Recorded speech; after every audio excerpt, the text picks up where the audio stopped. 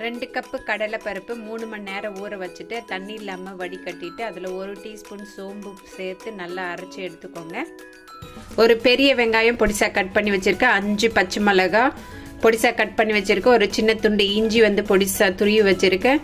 கொத்தமல்லி பொடிசாக கட் பண்ண கருவேப்பிலை எல்லாமே அதில் சேர்த்து கலரிக்கலாம். தேவையான அளவு உப்பு இதெல்லாமே சேர்த்து நல்லா மிக்ஸ் பண்ணிக்கலாம். நல்லா மிக்ஸ் பண்ணியாச்சு. இப்போ சின்ன சின்ன உருண்டைகளாக உருட்டி வச்சுக்கலாம்.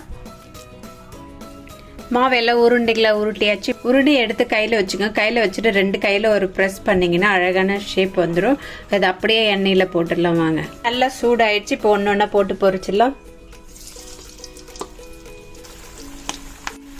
நல்லா வடை வெந்துருச்சுங்க. அவ்வளோதான், இதை எடுத்துடலாம். போல் இருக்கிற மாவையெல்லாம் போட்டு பொரிச்சு எடுத்துக்கோங்க. மசாலா வடை ரெடிங்க. இந்த ரெசிபி